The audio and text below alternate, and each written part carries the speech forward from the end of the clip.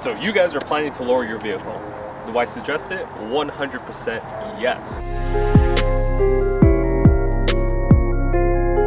There are two ways of having a lowered vehicle. So you could go the springs route, or you could get some coilovers. In my suggestion, I would go coilovers only because it is adjustable.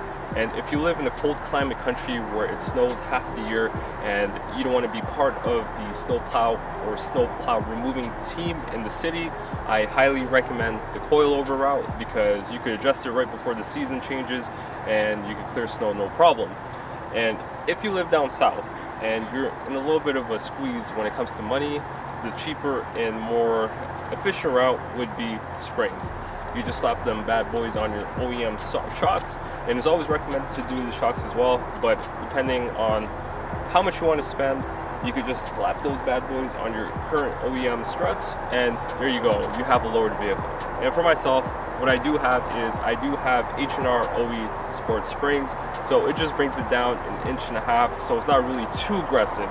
So the way it sits, I really do like it, and I don't have to worry about exposed manholes that are there during the construction season if I'm driving down a familiar road, so I don't have to worry about losing my oil pan.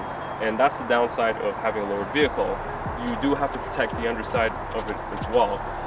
If you're going for that dumped or slammed look, I also would suggest going on Air Ride. Air Ride is adjustable, but it is absolutely ridiculous in terms of the pricing. And the whole kit starts off somewhere around $3,000, but yet again, it's your discretion and how much you guys could afford. I do have springs, but I'm not super low to the ground. I just lowered it a couple of inches, and you do have to accept that anytime you are driving a vehicle, you have to be a lot more vigilant. So there are pros, there are cons, and the pros for having lowered springs is you're a lot more careful when you're driving the vehicle around. You would rather pay a lot more attention when there's like debris on the road, and you would spend a lot less time being distracted by items in your vehicle. So there are pros to having a lowered vehicle.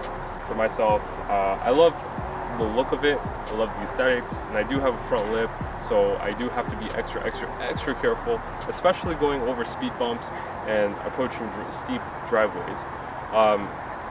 There are times where I do have to take a little bit more time, and the person behind me does not understand that I'm lowered, and I really wish I could scream at them, but at the end of the day, I did this to myself. It's not their fault, and they don't really understand what it's like to have a modified car, and that's totally okay. But it does take a couple more seconds exiting and entering specific driveways, but the handling of the vehicle dramatically increases, and the aesthetics of it looks so freaking good. If a person who's not really into cars drives your vehicle, you also have to educate them before they get to borrow your vehicle, because not anybody can drive a lowered vehicle. It takes a little bit more finesse. I'm not saying it's hard to do, but it just takes a little bit more time to get used to. Be sure you guys hit that subscribe button, comment down below, and I'll see you guys on the next one.